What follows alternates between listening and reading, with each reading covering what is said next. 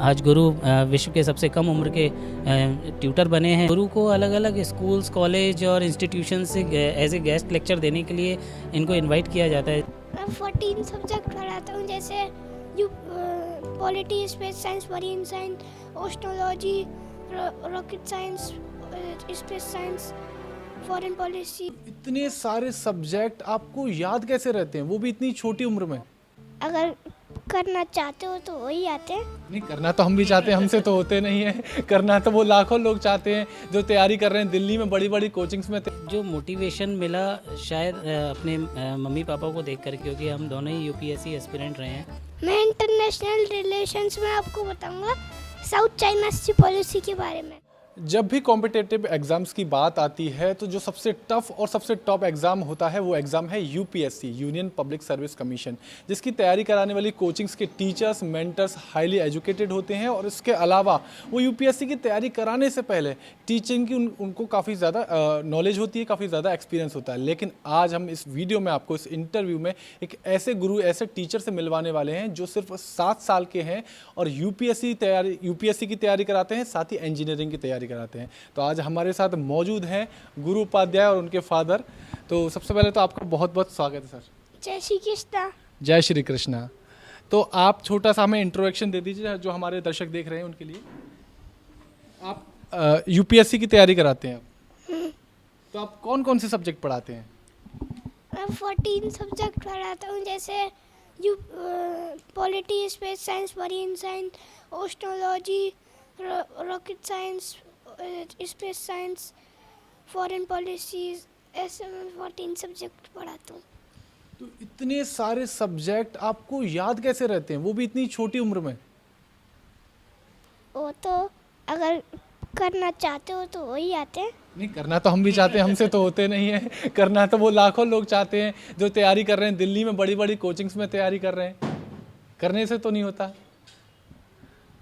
इसलिए नहीं होता क्योंकि वो लोग करते समय कंसंट्रेट नहीं लगाते, करते समय उनका दूसरी जगह ध्यान होता है। अच्छा, यानी कंसंट्रेशन की कमी है, वहाँ कृपा रुक रही है। जी। तो आप किस उम्र से आपने ये शुरू किया, पढ़ाना शुरू किया आपने? मैंने 5 साल से पढ़ाना शुरू किया।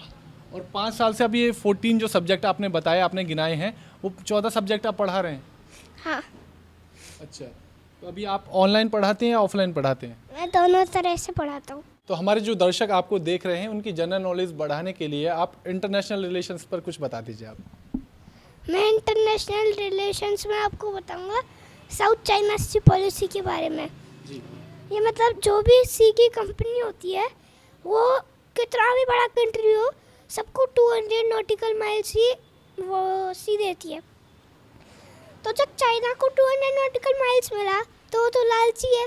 उसने देखा जैसे ही ख़त्म हुआ 200 नॉटिकल माइल्स, उसने एक आइलैंड देखा, उसका नाम था पैरासिल।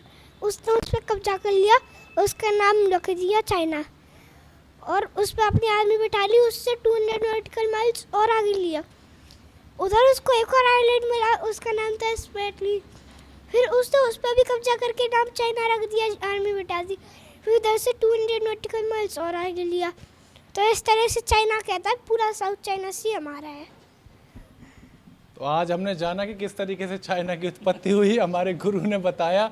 और डेफिनेटली देखो, मैं झूठ नहीं बोलूँगा, मुझे नहीं पता था इस बारे में। और शायद जो देख रहे हैं उन्हें भी नहीं पता होगा। अगर किस किस को पता था कमेंट करके ज़रूर बताइएगा। अभी हमने गुरु उपाध्याय जी से बात की, अब इनके फादर से बात करेंगे। कि सर, बहुत बहुत स्वागत है सबसे पहले तो आपका चैनल पर सर। राधे राधे, जय श्री कृष्णा। जी। तो गुरु 7 साल के हैं और यूपीएससी की तैयारी करा रहे हैं, मतलब कैसे ये हुआ, ये सब पॉसिबल? गुरु को भी जो मोटिवेशन मिला शायद अपने मम्मी पापा को देख कर, क्योंकि हम दोनों ही यूपीएससी एस्पिरेंट रहे हैं। तो हम लोगों को देख करके गुरु को शिक्षा के प्रति जो गुरु का लगाव बढ़ता चला गया। कि क्योंकि कहा भी जाता है कि बच्चे अपने माता पिता को कॉपी करते हैं, जो उनके माता पिता उन्हें दिखाते हैं बच्चे वही करते हैं। जैसे कि आजकल हम कई लोग सुनने को मिलता है कि लोग बोलते हैं कि हमारे बच्चे मोबाइल बहुत देखते हैं। बच्चे मोबाइल नहीं देखते हैं, बच्चों के माता पिता उन्हें मोबाइल दिखाते हैं उनको देखते हुए, वो खुद देखते हैं। हमारे बच्चे ने हमको हमेशा कॉपी और बुक्स और किताबों के साथ देखा, तो शायद उसी का नतीजा रहा कि गुरु के अंदर भी वही एक शिक्षा के प्रति जो लगाव बढ़ता चला गया। और वह जानने का इसने सदैव प्रयास किया कि हम क्या पढ़ रहे हैं, हम बुक में क्या देख रहे हैं, जो कि हर बच्चे की आदत होती है कि माता पिता क्या कर रहे हैं उसे जानने का प्रयास करता है बच्चा। तो गुरु ने भी वही किया। कोई बहुत बड़ा फार्मूला या कोई बहुत बड़ा रॉकेट साइंस नहीं लगा इसमें, जो उसने हमको करते देखा वही उसने जानने का प्रयास किया। रॉकेट साइंस तो नहीं है, लेकिन जो ये पढ़ा रहे हैं वो भी रॉकेट साइंस से कम नहीं है सर। अच्छा, मैं ये भी जानना चाहता हूँ, क्योंकि देखिए जब यूपीएससी की आप तैयारी कराते हैं तो हमारे थॉट आता है वो ठीक है, बहुत छोटे सरप्राइजिंग है, लेकिन अगर वो फिजिक्स पढ़ाते होंगे, केमिस्ट्री या अलग सब्जेक्ट, ये जो सब्जेक्ट गिना रहे हैं, इंटरनेशनल रिलेशंस की बात कर रहे हैं, जियोग्राफी कर रहे हैं, ये सब्जेक्ट भी वो चूज़ कर रहे हैं जो आमतौर पर नॉर्मली टीचर्स नहीं पढ़ा पाते। हाँ, क्योंकि ये सब्जेक्ट्स भी सही बताएं तो हम भी कई सब्जेक्ट ऐसे थे जो जानते ही नहीं थे, लेकिन क्योंकि यूपीएससी की तैयारी के दौरान कुछ टॉपिक्स ऐसे होते थे जो इनको टच करते थे, और जब हम उनके डिस्कशन करते थे तो गुरु उनके बारे में जानने का प्रयास करते थे और डिटेल से जानने का एक प्रयास। बार आप रिपीट कर दीजिए कौन कौन से सब्जेक्ट इन्होंने बताए थे जो पढ़ा रहे हैं। गुरु जो पढ़ा रहे हैं अभी फ़िलहाल वो quantum physics, nano technology, geography, polity, international relation, foreign policies, ecology, ऐसे कई सब्जेक्ट हैं, मुझे लगभग सारे याद नहीं हैं। वही सब्जेक्ट्स गुरु पढ़ा रहे हैं इस वक्त। तो 5 साल की उम्र से ये पढ़ा रहे हैं अभी, तो आपको सबसे पहले शुरुआत कब हुई, किस तरीके से आपको लगा कि इनके अंदर इतना ज्ञान है, इतनी नॉलेज है इनको? और इसके अलावा ये कोचिंग्स के अलावा हमने ये भी सुना है कि ये रिकॉर्ड भी बना चुके हैं, तो उसके बारे में थोड़ा बताइएगा। रिकॉर्ड की तरफ ना तो हमारा कभी ध्यान था और ना हम इनके बारे में जानते थे, क्योंकि ये तो एक प्रक्रिया थी, सतत प्रक्रिया कहेंगे इसे हम, जो शुरू से चलती चली आ रही थी गुरु के साथ और हमारे साथ। लेकिन वो एक रिकॉर्ड में तब्दील कब हुई ये इससे हम अनभिज्ञ थे, हमें नहीं मालूम था कि, क्योंकि गुरु तो 5 साल की उम्र से 14 विषय पढ़ा रहा है, लेकिन रिकॉर्ड 7 वर्ष की उम्र में आकर के बना। हमें 2 साल तक ये पता ही नहीं था कि ये रिकॉर्ड है। हमें ऐसे ही आप जैसे भाइयों से पता लगा कि गुरु जो आज ये कर रहा है ये एक रिकॉर्ड है, आप इसे अप्लाई करिए। तो जब हमने अप्लाई किया तो वो रिकॉर्ड ही हुआ और बन भी गया। आज गुरु विश्व के सबसे कम उम्र के ट्यूटर बने हैं जो 14 विषय पढ़ा रहे हैं इंजीनियरिंग और यूपीएससी के एस्पिरेंट्स को अपने यूट्यूब चैनल गुरु उपाध्याय पर। जी, तो ये तो हमने बात कर ली कि इनके पढ़ाने की। ये क्या पढ़ रहे हैं 7 साल की उम्र में, ये किस क्लास में है? मैं अभी 4th क्लास में आ गया। अच्छा, 4th स्टैंडर्ड में आप आ गए हो। हाँ, तो आप 4th में हो और तैयारी करा रहे हो यूपीएससी वालों को।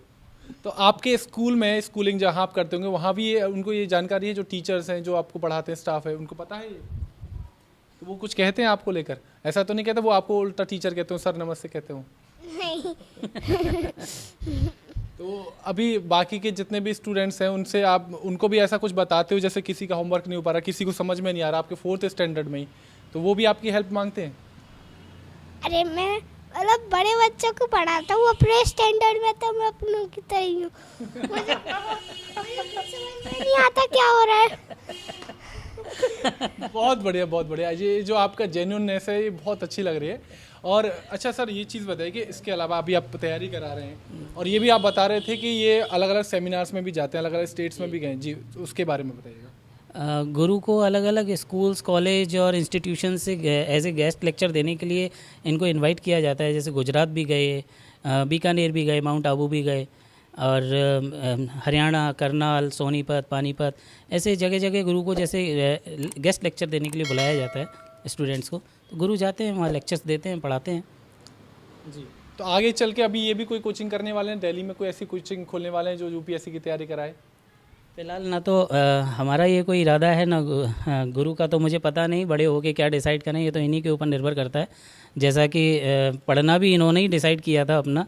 हमारा तो उद्देश्य ये था कि हमारी जो भी संतान हो, हमने ये डिसाइड किया था कि जो भी हमारी संतान होगी उसे हम स्पोर्ट्स में ही डालेंगे। देश के लिए कहीं ओलंपिक के लिए तैयार करेंगे एक खिलाड़ी। लेकिन कहते हैं नियति अपने आप ले जाती है जहाँ जाना होता है, तो गुरु ने अपने आप ये रास्ता चुना और शिक्षा चुन करके आज इस रास्ते पे हैं। अच्छा, एक कहावत हमने हमेशा सुनी है कि यथा नाम तथा गुण, यानी कि जैसा नाम होता है उस नाम का इम्पैक्ट पड़ता है। तो इनका नाम गुरु अभी रखा गया है या फिर गुरु ही नाम है क्योंकि जैसा नाम रखा गया और वैसे ही इनके अंदर क्वालिटीज़ आ रही हैं? जी, ये बिल्कुल सही बात है और इस बात का हमें तो बहुत ज़बरदस्त विश्वास है और यकीन हो चला है कि जो नाम होता है उसका ज़रूर अब जीवन पे असर पड़ता है। गुरु का नाम शुरू से ही गुरु है। जब गुरु पैदा हुए थे तो हमारे जो बड़े भैया हैं, वेटनरी डॉक्टर हैं, वो डॉक्टर प्रदीप उपाध्याय, सोनीपत में हैं वो, उन्होंने इसको छोटे से को देख करके ही लगभग ये 2-3 महीने के रहे होंगे, तब उन्होंने उनके इंट्यूशन में उनको ऐसा लगा होगा कि ये बुद्धिमान बच्चा है, शायद कुछ बॉडी स्ट्रक्चर देख करके लगा हो, जैसा उन्होंने बताया। तो उन्होंने कहा इसका नाम गुरु रखो, ये बहुत इंटेलिजेंट बनेगा ये बड़ा होके। तो पता नहीं उन्होंने क्या सोच के कहा और हमने इसका नाम गुरु रखा, और वो गुरु नाम ऐसा रखा कि आज वास्तव में ही गुरु है। चलिए, बहुत बहुत शुक्रिया आपका हमसे बात करने के लिए। बहुत बहुत धन्यवाद। तो ये थे गुरु उपाध्याय और उनके फादर, जिन्होंने बताया कि 7 साल की उम्र में किस तरीके से गुरु यूपीएससी और इंजीनियरिंग की तैयारी कराते हैं। तो फिर मिलते हैं इसी किसी और वीडियो में, तब तक के लिए विकास शर्मा, डे न्यूज़ हिंदी, मथुरा।